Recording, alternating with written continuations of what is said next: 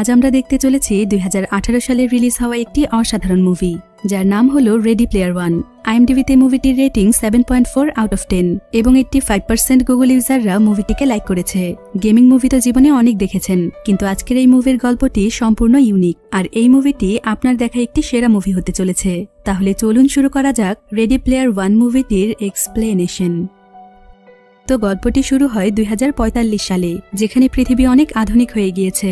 এখান থেকে বাস্তবতা যেন হারিয়ে গিয়েছে, কারণ এখানকার চারিপাশের সবকিছুই টেকনোলজি দিয়ে তৈরি। আর এখানকার মানুষ ওয়েসেস নামক একটি গেমকে তাদের বাস্তব দুনিয়া মনে করে। এমনকি তারা ভার্চুয়াল রিয়েলিটির মাধ্যমে সেখানেই থাকতে চায়, কারণ তারা সেখানে যা খুশি তাই করতে পারে, যেভাবে খুশি সেভাবেই তাদের লাইফকে উপভোগ করতে পারে। এই ওয়েসেস ছিল তাদের কাছে স্বপ্নের দুনিয়ার মতো।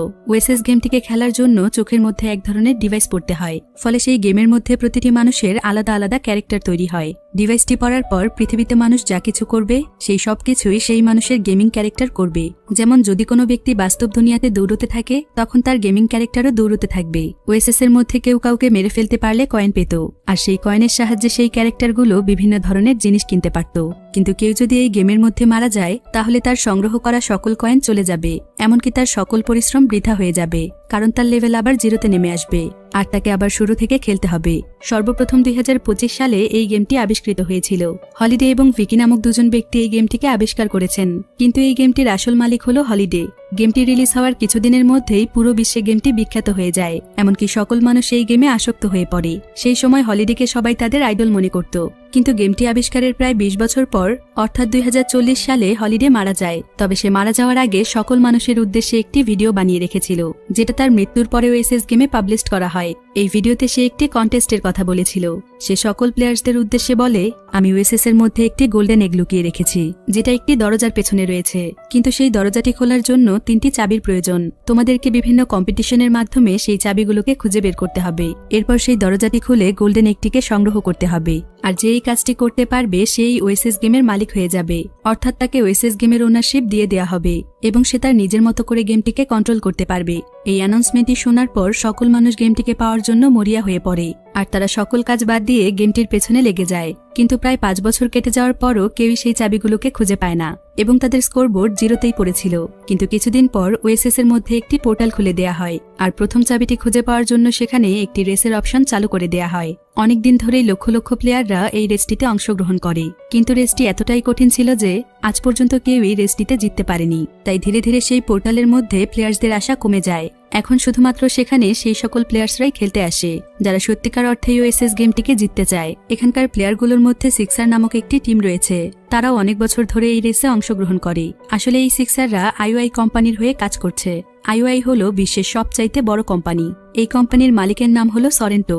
সরেন্টো অনেক ধনী ব্যক্তি ছিলেন, তাই সে টাকা দিয়ে ওএসএস গেমটিকে কিনতে চেয়েছিল, কিন্তু নিয়ম অনুযায়ী সেই এই গেমের মালিক হবে যে 3টি চাবিকে খুঁজে বের করে সোনার ডিমটি হাসিল করতে পারবে। এ কারণে সরেন্টো বিশ্বের বড় বড় কিছু প্লেয়ারদেরকে নিয়ে টিম তৈরি করেছে। এমনকি সে সিক্সারদের পাশাপাশি অন্য আরেকটি সাপোর্ট টিমও তৈরি করে রেখেছে, যারা কিনা শুধুমাত্র ওএসএস এর মালিক হলিডের জীবনের উপর রিসার্চ করছে, যাতে করে তারা সেই গেমের মধ্য থেকে কোনো ক্লু বের করতে পারে আর সরেন্টো ওএসএস এর মালিক হয়ে যেতে পারে। এরপর আমরা ওয়েড নামক একজন ছেলেকে দেখতে পাই, যার মা বাবা অনেক বছর আগেই মারা গিয়েছে। কলম্বিয়া নামক একটি ছোট্ট শহরে ওয়েড তার আন্টির সঙ্গে বসবাস করে। ওএসএস গেম খেলার জন্য ওয়েডের আলাদা একটি জায়গা রয়েছে, আর এই গেমের মধ্যে ওয়েডের ক্যারেক্টারের নাম হলো পার্সিভাল। ওএসএস এর মধ্যে পার্সিভালের একটি বেস্ট ফ্রেন্ড আছে, যার নাম ছিল এজ। এজ বাকিদের মতো কোনো সাধারণ ক্যারেক্টার ছিল না, বরং সে ছিল এক বিশাল দেহি মনস্টার। ওয়েড তার সিক্রেট জায়গাতে গিয়ে গেম স্টার্ট করে, আর আমরা ওএসএস এর মধ্যে তার ক্যারেক্টার পার্সিভালকে দেখতে পাই। পার্সিভাল সেখানে তার বেস্ট ফ্রেন্ডকে খোঁজার জন্য একটি জায়গাতে আসে, আর এই জায়গাটি ছিল ওএসএস এর সবচাইতে ডেঞ্জারাস জায়গা, কারণ এখানে সকল প্লেয়ার্সদের মধ্যে অনেক ফাইট হয়, যেটা ওএসএস এর অন্য কোনো জায়গাতে হয় না। তবে এই জায়গার সবচাইতে বড় বেনিফিট হলো এখানে প্রচুর পরিমাণে কয়েন সংগ্রহ করা যায়। পার্সিভাল ওয়েডকে তার সঙ্গে সেই রেসে অংশগ্রহণ করতে বলে, যেটা জিততে পারলে তারা প্রথম চাবিটি পেয়ে যাবে। এরপর আমরা দেখতে পাই সকল প্লেয়াররা রেসের জন্য প্রস্তুতি গ্রহণ করেছে, আর কিছুক্ষণের মধ্যেই রেস শুরু হতে যাচ্ছে। এখানে পার্সিভালের পাশের গাড়িতে আর্টিমেস নামক একটি মেয়ের ক্যারেক্টার ছিল। প্রথম দেখাতেই পার্সিভালের আর্টিমেসকে ভালো লাগে, কিন্তু ততক্ষণে তাদের রেস শুরু হয়ে যায়। সকল প্লেয়াররা রেসটিকে জেতার চেষ্টা করছিল, কিন্তু তখনই একটি ডাইনোসর এসে তাদেরকে বাধা দেওয়ার চেষ্টা করে। অনেক প্লেয়ার তো সেখানেই মারা যাচ্ছিল, কিন্তু পার্সিভাল আর আর্টিমেস সামনের দিকে এগিয়ে যেতে থাকে। পার্সিভালকে দেখে মনে হচ্ছিল যে সেই রেস জিতেই যাবে।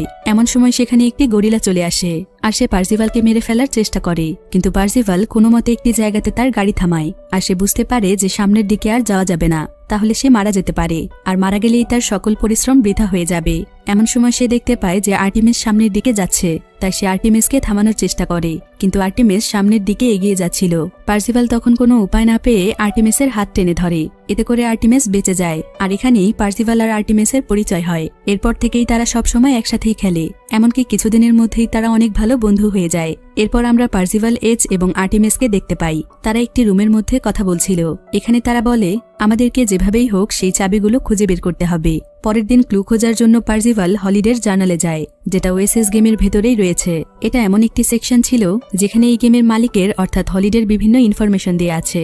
এ কারণে এই পার্সিভাল এখানে ক্লু খুঁজতে এসেছে।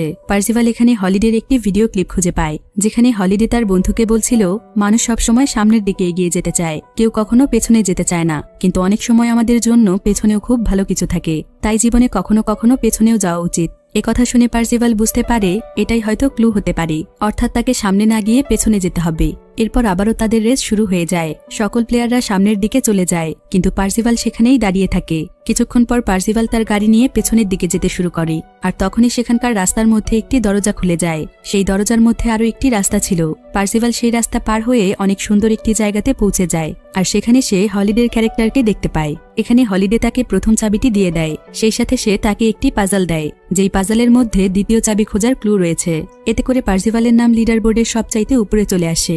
এরপর পার্সিভাল আর্টিমিস এবং তার বন্ধুদেরকেও সেই রাস্তার কথা জানায়। তখন আর্টিমিসও সেখান থেকে চাবি সংগ্রহ করে। আর্টিমিসের পরে এজ তার বন্ধু ডাইটো এবং সুনকে নিয়ে সেখানে চলে আসে, আর তারাও এখানে প্রথম চাবিটি পেয়ে যায়। এতে করে পার্সিভালের সাথে তাদের নামও লিডার বোর্ডের উপরে চলে আসে, কিন্তু সবচাইতে উপরে ছিল পার্সিভাল, তাই সরেন্টো তাদের উপর অনেক রেগে যায়। আর সে তার টিমের সঙ্গে মিলে প্ল্যান তৈরি করতে থাকে যে কিভাবে তারা সেই 3টি চাবিকে খুঁজে পাবে। এরপর সরেন্টো নিজেই সেই গেমিং ডিভাইসটিকে পরে নেয়, আর সে ওএসএস এর মধ্যে চলে আসে।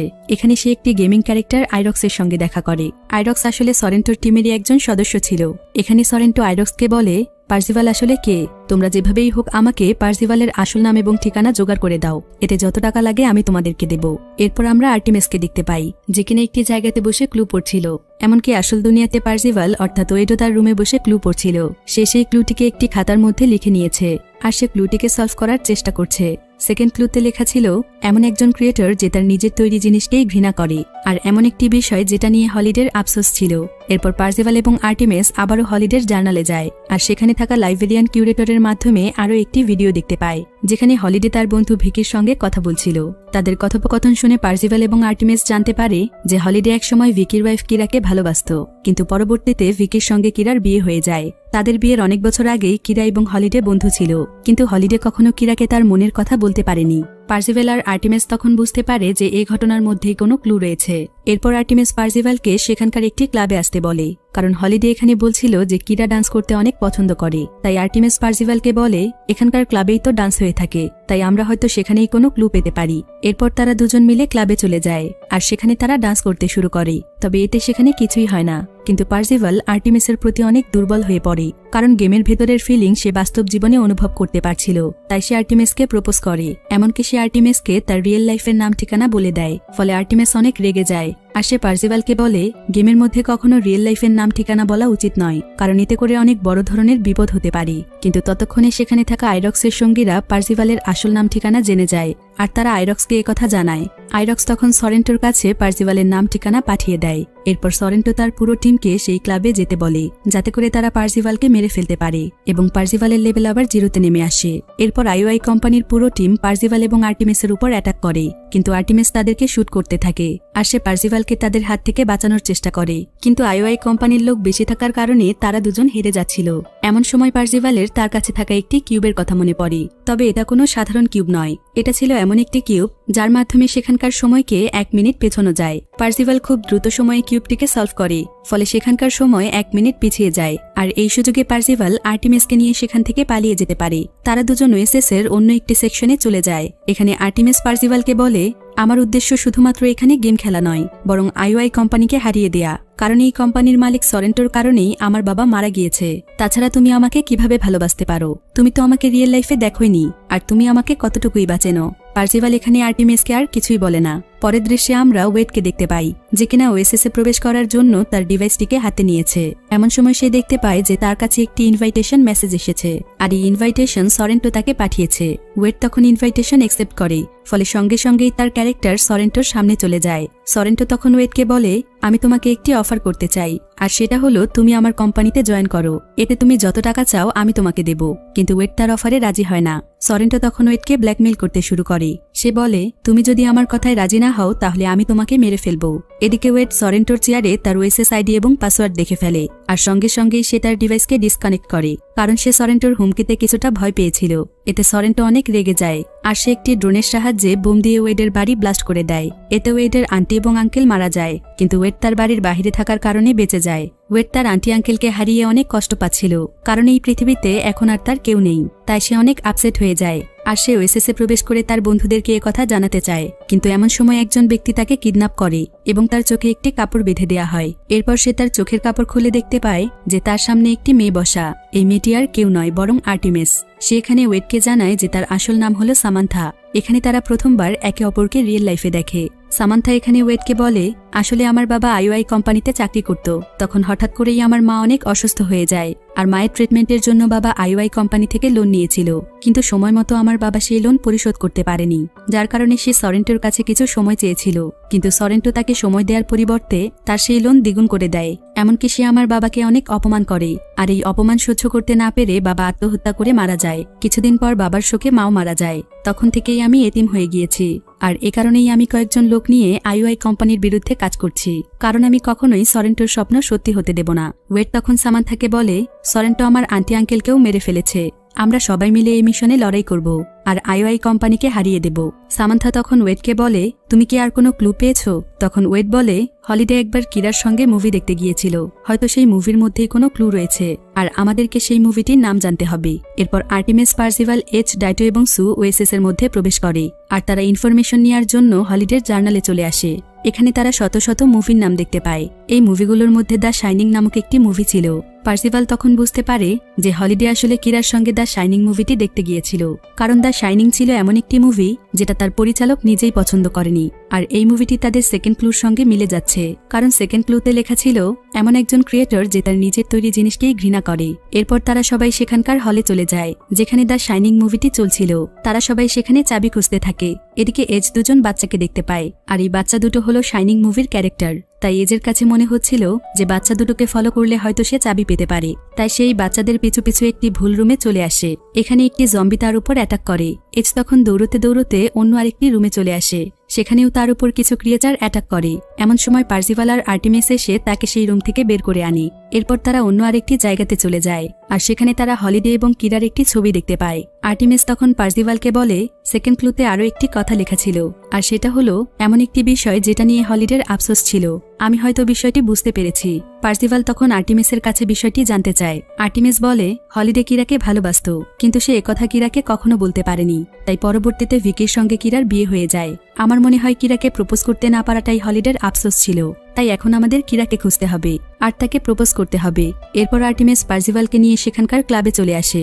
এখানে তারা দেখতে পায় অনেকগুলো জম্বিরা কিরাকে নিয়ে ডান্স করছে।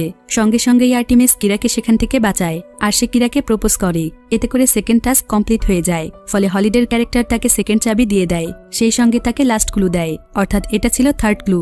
ওয়েড এবং সামান্থা থার্ড ক্লুটি সলভ করার চেষ্টা করছিল, কিন্তু তখনই তাদের উপর আইওআই কোম্পানির লোকেরা হামলা করে, কারণ তারা জেনে গিয়েছিল যে সামান্থার টিম দুটো চাবি সংগ্রহ করে ফেলেছে। এদিকে সামান্থা ওয়েডকে সেখান থেকে পালিয়ে যেতে বলে, কিন্তু ওয়েড তাকে ছেড়ে যেতে চায় না। সামান্থা তখন ওয়েডকে বলে, ওএসএস এর এখন তোমাকে প্রয়োজন।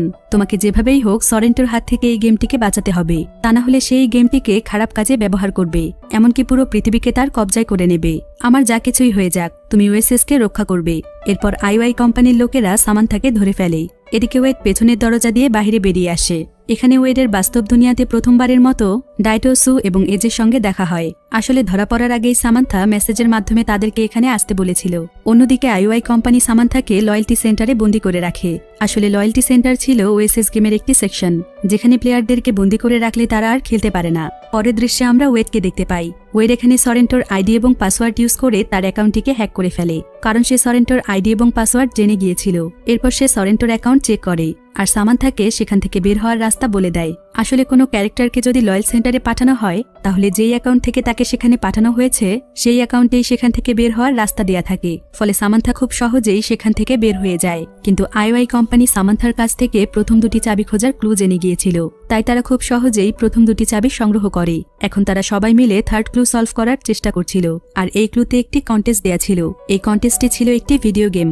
আইওআই কোম্পানির অনেক বড় বড় প্লেয়াররা গেমটিকে সলভ করার চেষ্টা করে, কিন্তু তারা কেউই গেমটি পারছিল না। তারা সকলেই বারবার ব্যর্থ হচ্ছিল। তখন সরেন্টো কোনো উপায় না পেয়ে গেমটির মধ্যে প্রবেশ করে আর সে আইরক্সের সাথে দেখা করে। এরপর তারা দুজন সেই গেমের জায়গাতে আসে যেখানে থার্ড ক্লুর কন্টেস্ট চলছিল। আইরক্স তাকে এখানে হর্গ নামক একটি বল দেখায় আর সে তাকে বলে, এই বলটি কোনো সাধারণ বল নয়, এটা আমি অনেক কষ্ট করে জোগাড় করেছি। এর সাহায্যে আমরা একটি দেয়াল তৈরি করে এই জায়গাটিকে বন্ধ করে দিতে পারবো। ফলে এখানে কোনো প্লেয়ার খেলতে পারবে না। এখন থেকে শুধুমাত্র আমরা এখানে খেলবো, আর যতদিন ইচ্ছে ততদিন সময় নিয়ে থার্ড ক্লুটি সলভ করব।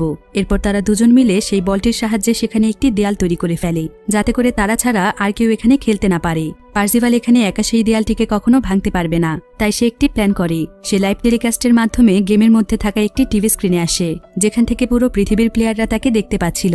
এই গেমের মধ্যে সর্বপ্রথম পার্সিভাল প্রথম চাবিটি পেয়েছিল, তাই সে তখনই এই গেমের স্টার হয়ে যায় আর পুরো বিশ্বে তার অনেক ফ্যান ফলোয়ার তৈরি হয়। এমনকি তখন থেকে পার্সিভালকে পৃথিবীর সবাই চেনে। পার্সিভাল এখানে সকলের সামনে সরেন্টোর মুখোশ খুলে দেয় আর সে বিশ্বের সকল প্লেয়ারদেরকে আইওআই এর বিরুদ্ধে লড়াই করার আহ্বান জানায়। পার্সিভাল সেখানে দাঁড়িয়ে সকলের আসার অপেক্ষায় ছিল, কিন্তু অনেক সময় পার হয়ে যাওয়ার পরও সে কাউকে দেখতে পায় না। এতে করে সে বুঝতে পারে যে তারা এই লড়াইতে হারতে চলেছে। পার্সিভালের অনেক মন খারাপ হয়, ফলে সরেন্টো অনেক খুশি হয়ে যায়। এমন সময় পার্সিভাল দূর থেকে অনেক আওয়াজ শুনতে পায় আর পেছনে তাকিয়ে পার্সিভাল অনেক অবাক হয়ে যায়, কারণ সে দেখতে পায় যে বিশ্বের সকল প্লেয়াররা তার পক্ষে লড়াই করতে এসেছে। এরপর আইওআই কোম্পানির সঙ্গে তাদের সকলের বিশাল এক লড়াই শুরু হয়, আর এই লড়াইয়ে আইওআই কোম্পানি তাদের সঙ্গে পেরে উঠছিল না, কারণ এখানে প্লেয়ারদের সংখ্যা অনেক বেশি ছিল। এরপর সকল প্লেয়াররা যুদ্ধ করে সেই দেয়ালটিকে ভেঙে ফেলে। এখানে তাদের লড়াই থেমে যায়। পার্সিভাল তখন সেই ভিডিও গেমটির কাছে আসে আর সে থার্ড কন্টেস্টটি জেতার চেষ্টা করে। এমন সময় সেখানে আবারও আইরক্স এবং সরেন্টো চলে আসে। এখানে সরেন্টো শেষবারের মতো পার্সিভালকে তার কোম্পানিতে জয়েন করতে বলে, কিন্তু পার্সিভাল তাকে আবারও রিজেক্ট করে দেয়। এতে সরেন্টো অনেক রেগে যায় আর সে সেখানে একটি বিশেষ ধরনের বোমা ফাটিয়ে দেয়, যেটা ফাটালে ওএসএসে কোনো প্লেয়ার জীবিত থাকবে না, এমনকি সরেন্টো নিজেও মারা যাবে। এটা সে এ কারণে করেছিল যাতে করে কেউই ওএসএস এর মালিক হতে না পারে, কারণ সে যেহেতু ওএসএস এর মালিক হতে পারবে না, তাই সে অন্য কাউকে এর মালিক হতে দেবে না। এরপর দেখা যায় ওএসএস থেকে সকল প্লেয়াররা গায়েব হয়ে যাচ্ছে আর কিছুক্ষণের মধ্যেই সকলেই নিঃশেষ হয়ে যায়। কিন্তু পার্সিভাল এখনো জীবিত ছিল, কারণ সে আগে থেকেই তার পকেটে একটি এক্সট্রা লাইফ রেখে দিয়েছে। এরপর পার্সিভাল তার খেলা শুরু করে। এদিকে বাকিরা খেলতে না পারলেও পার্সিভালের খেলা সকলেই সরাসরি দেখতে পাচ্ছিল। অন্যদিকে সামান্থা আইওআই কোম্পানির অফিস থেকে বেরিয়ে আসে আর সে ডাইটোসু এবং এজের সঙ্গে দেখা করে। সামান্থা এখানে দেখতে পায় কোনো প্লেয়ার গেম খেলতে পারছে না, কিন্তু ওয়েড এখনো তার খেলা চালিয়ে যাচ্ছে, তাই সে অনেক খুশি হয়ে যায়। অন্যদিকে পার্সিভাল বুঝতে পারে যে এই গেমটি খেলে জিততে হবে না, বরং একটি নির্দিষ্ট জায়গাতে গিয়ে হলিডের নাম খুঁজে বের করতে হবে, তাহলে সে 3 নম্বর চাবিটি পেয়ে যাবে। পার্সিভাল তখন খুব সহজেই হলিডের নাম খুঁজে পায়, ফলে সঙ্গে সঙ্গে সে 3 নম্বর চাবিটি পেয়ে যায়। এতে পার্সিভাল অনেক খুশি হয় আর সে তার 3টি চাবি নিয়ে সেই দরজার কাছে যায়, যার পেছনে গোল্ডেন এগ রয়েছে। সঙ্গে সঙ্গেই পার্সিভাল তার 3টি চাবি দিয়ে সেই দরজাটিকে খুলে ফেলে আর সে সেখানে গোল্ডেন এগ দেখতে পায়। এমন সময় সেখানে হলিডের ক্যারেক্টার চলে আসে আর সে পার্সিভালকে একটি কাগজে সাইন করতে বলে, কিন্তু পার্সিভাল কাগজটিতে সাইন করে না, কারণ তার কাছে মনে হচ্ছিল যে এটা তার জন্য কোনো পরীক্ষা হতে পারে যেটা হলিডে করতে চাইছে। এমন সময় সেখানে হলিডে চলে আসে আর সে পার্সিভালকে বলে যে এটাই ছিল আসল টাস্ক, যেটা তুমি করে দেখিয়েছ। তুমিই আসলে ওএসএস এর মালিক হওয়ার যোগ্য। এটা ছিল হলিডের একটি ক্যারেক্টার, যেটা হলিডে মৃত্যুর আগে ওএসএস এ রেখে গিয়েছিল। এরপর হলিডে নিজেই পার্সিভালের হাতে গোল্ডেন একটি তুলে দেয়। এমন সময় বাস্তব দুনিয়াতে ওয়েডের কাছে সরেন্টো চলে আসে আর সে ওয়েডকে গুলি করে মারতে যাচ্ছিল, কিন্তু তখনই সে তার হাতে সেই গোল্ডেন একটি দেখতে পায়, যেটা দেখে সে অনেক অবাক হয়ে যায়। ততক্ষণে সেখানে পুলিশ চলে আসে আর তারা সরেন্টোকে গ্রেফতার করে। এদিকে ওয়েডের কাছে হলিডের বন্ধু ভিকি আসে, যে কিনা ওয়েসিস গেমের অর্ধেক মালিক ছিল। এখানে সে ওয়েডকে ওয়েসিস গেমের সকল দায়িত্ব দিয়ে দেয়। ওয়েড তখন তাকে জানায় যে সে তার বন্ধুদেরকে নিয়ে গেমটি পরিচালনা করবে, আর সে এই গেমটিকে ভালো কাজে ব্যবহার করবে। এরপর ওয়েড আর সামান্থা একসঙ্গেই থাকতে শুরু করে, কারণ তারা একে অপরকে ভালোবাসে। ওয়েসিস এর সকল দায়িত্ব পেয়ে যাওয়ার পর ওয়েড এই গেম থেকে আইওআই কোম্পানিকে বের করে দেয়, আর সে সপ্তাহে 2 দিন গেমটিকে বন্ধ রাখে, যাতে করে মানুষ বাস্তব জীবনেও তার কাছের মানুষগুলোকে সময় দিতে পারে, কারণ টেকনোলজি কখনো রিয়েল লাইফ থেকে বড় হতে পারে না। আর এখানেই শেষ হয়ে যায় রেডি প্লেয়ার ওয়ান মুভিটি।